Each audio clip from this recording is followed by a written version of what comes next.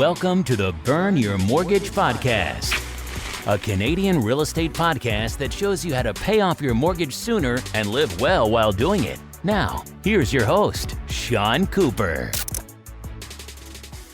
Welcome to the Burn Your Mortgage Podcast. I'm Sean Cooper, and it's great to be back for another episode. On today's show, I'll be talking to Luc Lising. Luc is a realtor in the GTA and the president of My Future Condo, a pre-construction real estate firm that helps people invest in pre-construction homes and condos. At only 22 years old, Luc reached the top 1% bracket of all realtors in Canada. Luc and his team have done over $180 million in real estate sales, closing over 300 deals over the last 2 years. In my interview with Luc, we discuss his journey to becoming a realtor at such a young age, what to look for when buying an investment property, and mental fortitude, the ups and downs of business. Without further ado, here's my interview with Luc Lising. Hi, Luc. How are you doing today?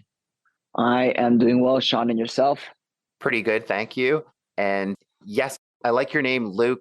Why don't you tell me again, when we spoke last time, you told me about who you're named after, a famous hockey player? Well, I'm not French. The way my name is spelled, it is French. It's spelled L-U-C, Luc. And when my dad came to Canada in the late 90s, he started to become a big fan of hockey. And his favorite hockey player at the time was Luc Robitaille. So that's where I got my name from. Cool. Yeah, I thought that was an interesting story. So yeah, just thought I'd start the podcast off on an interesting note. I'm definitely a hockey fan, but each passing year when the Maple Leafs lose, I die a little inside. So me too. My expectations are low. As long as they get out of round one, I will be happy. I mean, of course, I want them to win the Stanley Cup, but honestly, my expectations are so low that if they make it out of the round one and defeat Tampa Bay, I will be happy. So let's cross our fingers and toes and hope that happens for once. Right, one step at a time, am I right?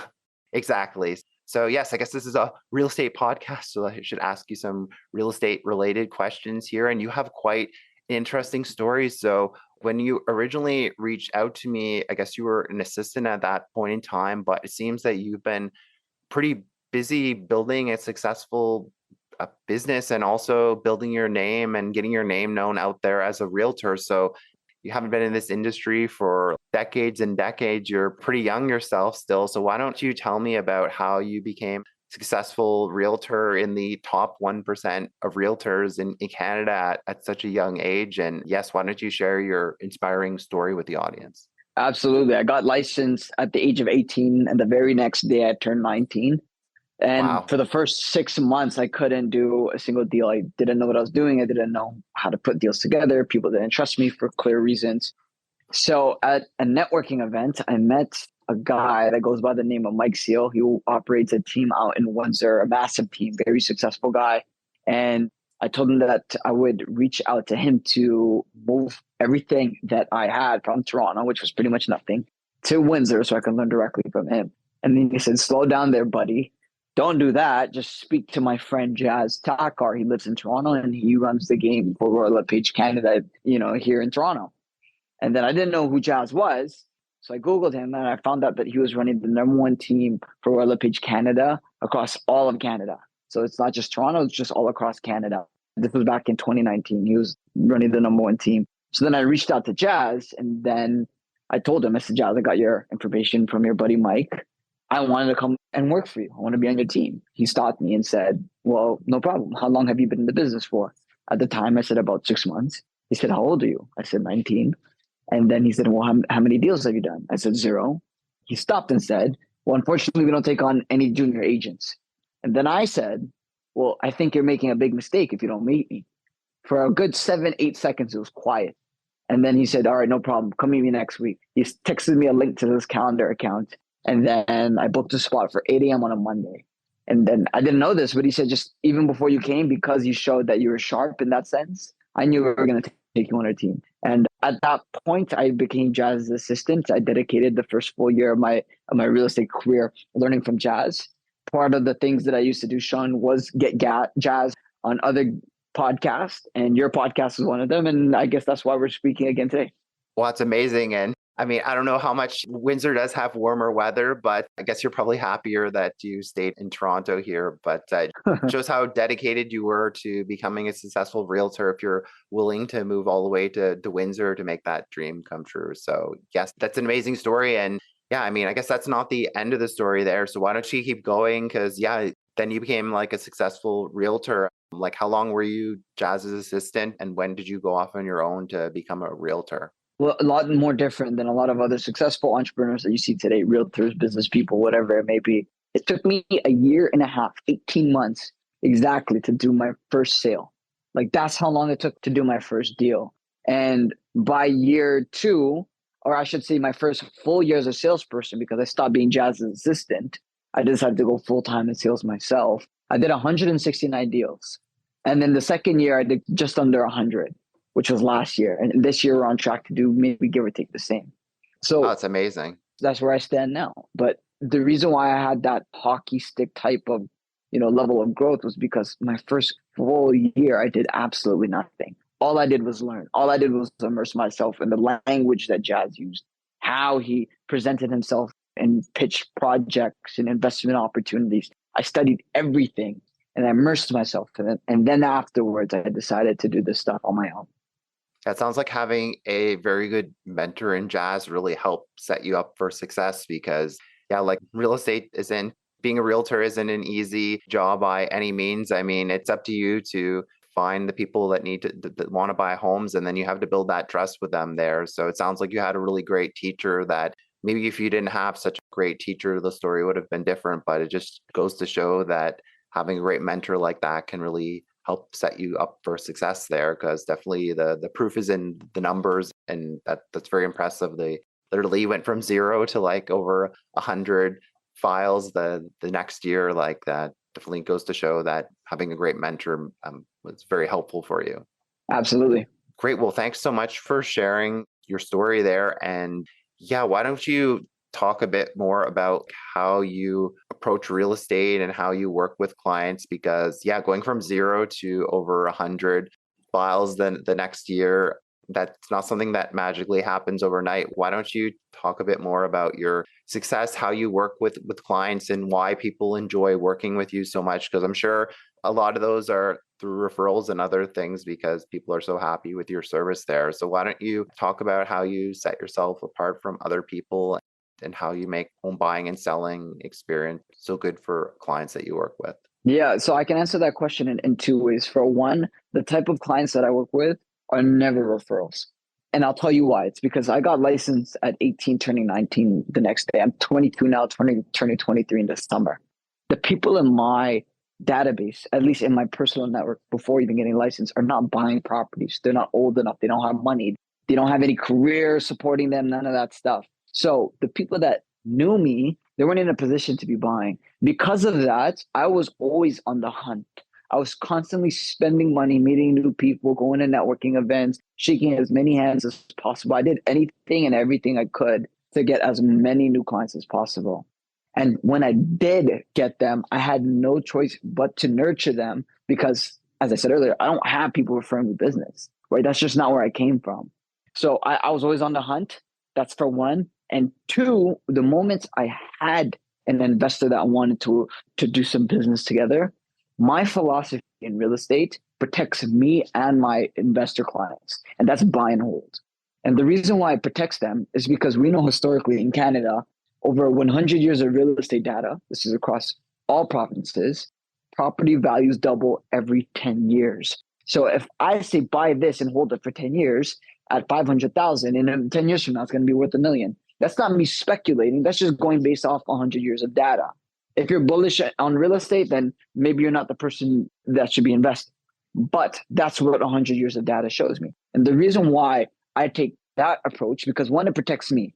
If I say, if you buy this today and a year from now, it's going to be worth X, and it's not worth X, it's worth Y instead, and Y significantly lower than X, guess who's going to get a slap on the wrist from Rico? Me. But if I say, hold this for a long enough time period, and there's a good chance it's going to be worth X because this is what the data shows, my clients are happy, I'm happy, I never sold them a get-rich-quick scheme. That's my philosophy. I'm a hunter. I'm constantly chasing new business. Once I earn the trust of my investor clients, I let them know, listen, we're not going to get rich quick. in this market, we're going to get rich very slow. And it's going to take you 10 years for this thing to double in value. Yeah, that sounds like a great philosophy. And obviously, you've built up a lot of trust with your clients there if you were able to do that volume of business there. So maybe you can talk a bit about, before I ask you your thoughts on the current spring market here, I just wanted to get your thoughts on investing in properties. When it comes to the buy and hold strategy, I mean, cash flow matters as well. You don't want to be losing money by a big margin every single month. So I'm just curious, I've heard that it's more difficult in the GTA to find a property that positively cash flows because the prices are just so much higher than outside the GTA. So do you have a certain strategy with your clients? Are you finding that people are buying investment properties in the GTA? If so, what type of properties? Is this like condos or detached house? And if not, are you looking at other markets like Hamilton, Windsor, Niagara Falls, St. Catharines, areas like that? Maybe everybody's situation's different and budget's different, but what are your thoughts in terms of property type and location to look for a property like an investment property? Completely. So I go where the money goes, whether that's here in Toronto or if that's in Florida. And I mentioned Florida specifically because it was our first time stepping out of our own lane. And we actually launched the project in Florida, just in Orlando outside of Disney. And it was a short-term rental opportunity, pre-construction. It's closing this year. On average, our investors there were banking on the appreciation. I'm calling it 3% a year, but the cash flow is ridiculous. You're looking at like $1,500 to $2,000 a month in positive cash flow. That's after all management fees recovered, expenses, 5% interest rates, et cetera, et cetera. And that's also in US dollars. So our Canadian investors are going to be making quite a bit of dough from that investment. But we only work projects where there's money. For me, in the core of the GTA, like as closer you are to Toronto, there's less cash flow, but there's more appreciation. So it's safer in that sense if it's an equity play. But if we're looking at cash flow type investments, then we tend to look outside of the GTA. Hamilton, St. Catharines, Welland, Grimsby, these areas on the west side of Toronto, sometimes on the east side of Toronto, provide for strong returns on the cash flow side. So that's where we tend to focus on. I don't often go outside of my boundaries because I don't want to advise someone like incorrectly. Like I've never done anything in Calgary. I know Calgary's really starting to boom, but until I'm confident in that myself, then I probably won't be touching it. Like I personally actually just invested in a condo at downtown Hamilton, and I'm very bullish on that space as well. Yeah, Hamilton was more of an industrial city, but it seems like it's being fixed up and gentrified or whatever word you want to use. So yeah, it definitely seems like there's a lot of growth potential in that area there. So I can see why you might want to invest in Hamilton. And the price point's a lot more affordable than Toronto, that's for sure. I hope you're right. Otherwise, I'll be losing some money. Let's hope not. So yes, that was very interesting. Thanks for sharing that with the listeners. And everybody in the news everywhere has been talking about higher interest rates. And I know that the mainstream media, it depends on what publication that you read, but many of them are very bearish on real estate, but they've been predicting a real estate crash. They put out these stories several times a year for 20 years, and so far nothing. They've been describing Armageddon, where the prices fall like 50% has happened, but I guess you have to take that with a grain of salt. I see Jazz posting stuff like that there, but anyhow, I just was curious, like certainly the higher interest rate have had an effect on the real estate market, but it seems like things are picking up now that people are used to the higher interest rate environment. So maybe you can let me know how the past few months have been and what your thoughts are on this upcoming spring market. Like, do you think it's going to be an active market? Do you think things are going to be slower? What, maybe you can let me know how things are for you so far and how you think it will end up playing out this spring. Yeah, so closer to the end of last year, it was a little bit cold and lonely because the rate hikes came relatively quick. And a lot of people didn't expect it. People didn't know how to brace for it. So we did find that there's a lot of uncertainty. But at one point in my last few months, I would say, I literally just sat and said, I'm not going to let the market dictate what I can produce. Meaning, sure, the market says that this is happening and these prices are coming down here and prices are up here and that, this and that. And to your point about the mainstream media, all the fear mongering that we're seeing. I decided that I'm going to create my own economy. Sure, the economy outside might be taking a hit, but I'm going to create my own economy. I'm going to still do what I have to do, which is make phone calls. produce and do deals, get in front of as many new people as possible, produce content, get on podcasts, talk to Sean Cooper, all these things. And whatever happens, happens. So I can answer that question in two ways. One, I can see that the market is slowly starting to rebound back. And we're seeing that people are comfortable with these 5.5% interest rates and that they're seeing that they can still stomach these payments. Because if you really think about it, Sean, $1 million purchase price with a 2% interest rate, the mortgage payments are give or take the same an $800,000 purchase price with 5% interest rates, right? The purchase prices have come down, but the interest rates have come up, but the monthly payments are about the same. And we're starting to find that people are active again. We're seeing multiple offers again. We're not seeing prices climb 20% that we've seen throughout the pandemic and the last couple of years, but the activity's there again. And I'm glad that it is. It's exactly what I predicted. I wasn't going to wait for the activity to start picking back up now that we're here mid-March. I've been active doing this since the start of the year because, as I mentioned, like, I'm not going to wait for the economy to dictate my actions, right? Like, I have to get to it now. Otherwise, I got bills to pay. You know what I mean? And it worked out in my favor. My investor clients are happy. Everybody's doing deals and everybody's making money and we're finding them. So we're finding that the activity is coming back to life and consumer confidence is bouncing back up. No, that's great to hear. And I mean, me personally, with how competitive it was before with multiple offers on every single property, 20, 25 offers, I'm finding that my clients prefer to actually buy in this interest rate environment. I mean, sure, low rates are nice, but if you can't take advantage of them because you're not actually able to buy a property without being willing to overpay by like $50,000, $100,000, what use are they to you? So I'm actually finding that my clients prefer this rate environment here because home prices have adjusted accordingly. You're able to buy more home for less in this interest rate environment. And so things kind of even out because even though rates may be higher, your mortgage you're going to be taking on is lower because you don't have to spend as much on a property. So, I mean, I'm finding my client being able to perhaps include condition of financing home inspection, whereas before that would be impossible. And they can actually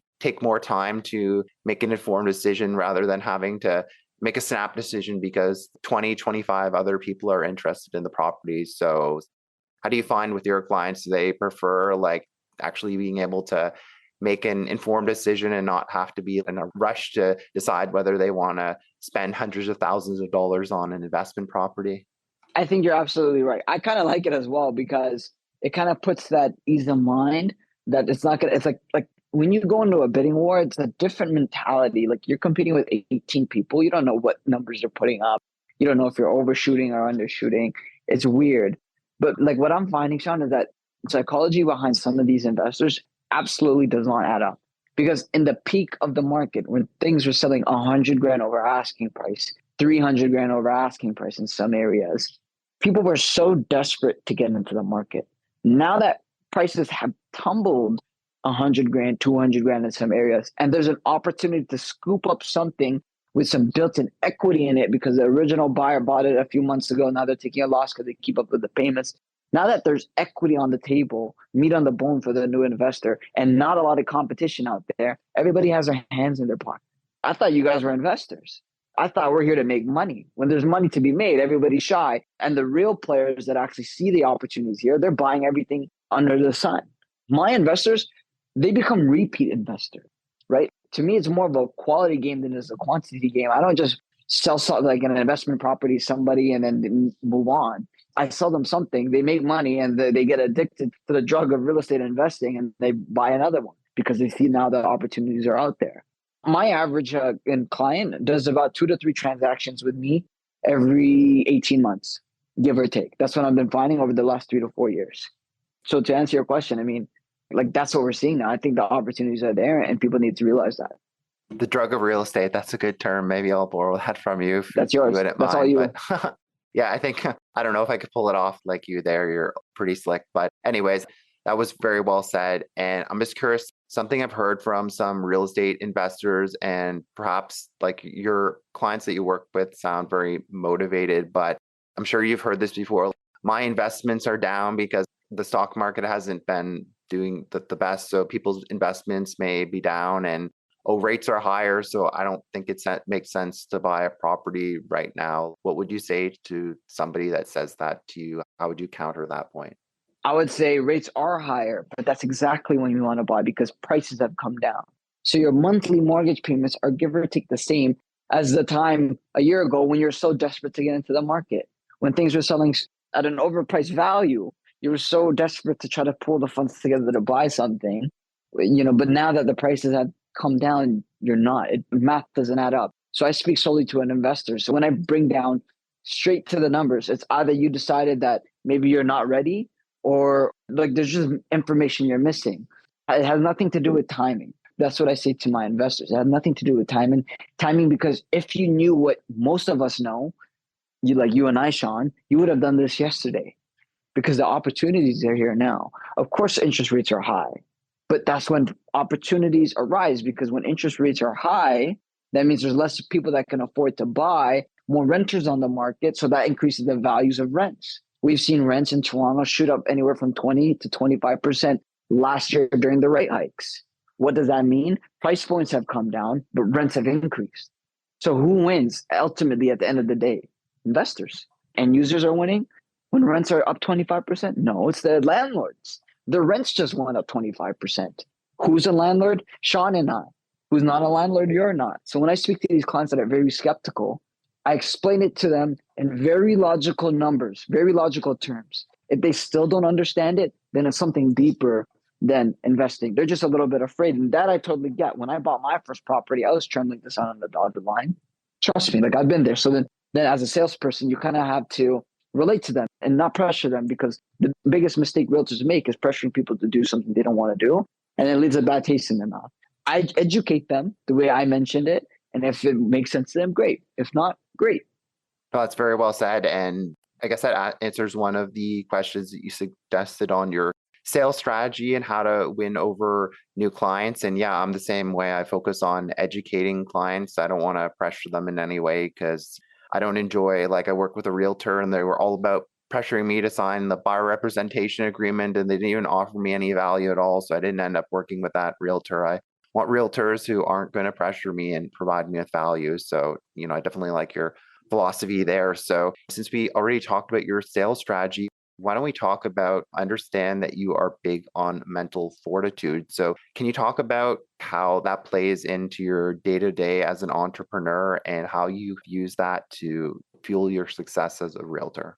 So own any business, Sean, your mental resilience will make or break you. Depending on how strong your mind is, that'll determine how much stress you can take on and ultimately how much success you'll have in business. Stress and success, they're correlated, they're linked. The more you can take, the more you will make. So when I realized that stress and success was linked, I changed my mindset because just like anybody else starting in business, you're very stressed, you're very nervous, you're very anxious. And I would used to pray for the days that those anxieties and that stress would go away because I didn't want to deal with it. But then I realized whenever those went away, life was too good. Life was worse, actually. Life was too good in the sense where nothing was being produced. It was only when I was stressed, there was more dollars coming into my bank account, more deals being done, more people referring me to other investors, et cetera, et cetera. So when I realized that, I said, stress is where it's at. You need to be stressed. You need to take on more pressure. You need to handle more problems. So I wake up every single day and because I'm a religious man, I never pray to God to take away my problems. I pray that God gives me more problems, but more importantly, the strength to endure them. Because that's what I realized. Like they're linked. So you need to have a stronger mindset. You need to have a better work ethic. You need to be sharp in all realms. Otherwise, you're going to get crushed because there's guys out there that will work no matter how they feel, no matter what happens at home, no matter what bad news they've heard, they're still going to work. And those guys and gals, those are the ones that are competing at a high level in any business. And that's the place I intend to be at, where no matter what, I'm still getting done what needs to get done. And at the end of the day, we're service providers. There's people relying on us. There's investors out there entrusting me with $1 million to manage their portfolio and their real estate investment. And if I decide one day I'm going to wake up a little bit too late because I was drunk and hungover the night before, I'm too sad to get up because this happened, and that's disrespectful to my clients that trusted me. You know what I mean? And there's a long list of things that I can just list about these things, but it's absolutely utterly necessary. It's the only thing that you actually need. Everything else comes into place after you have the right mental fortitude. No, very well said, because yes, you definitely have to have thick skin to run your own business. And yes, it definitely takes the right type of person to do that there, because some people, similar to being landlords, I mean, some people aren't cut out to do that. So that's some very good advice for anyone looking to follow it in your footsteps and become an entrepreneur. Thanks for listening to another episode of the Burn Your Mortgage podcast. Besides being a podcast host, I'm also an independent mortgage broker. If you or anyone you know, family, friends, coworkers, or neighbors could ever use any unbiased mortgage advice or a second opinion, feel free to reach out. Email me at Sean, that's SEAN, at burnyourmortgage.ca, or call or text me at 647-867-3711 for a free mortgage consultation. Also, be sure to head on over to www.burnyourmortgage.ca and sign up for my free weekly newsletter. As a small token of my appreciation, you'll be able to download my ultimate mortgage checklist on choosing the perfect mortgage. I look forward to hearing from you and helping you with all your mortgage needs. Once again, thanks for listening. You've been listening to the Burn Your Mortgage podcast. Don't forget to subscribe on iTunes and leave a rating. Until next time, happy mortgage burning.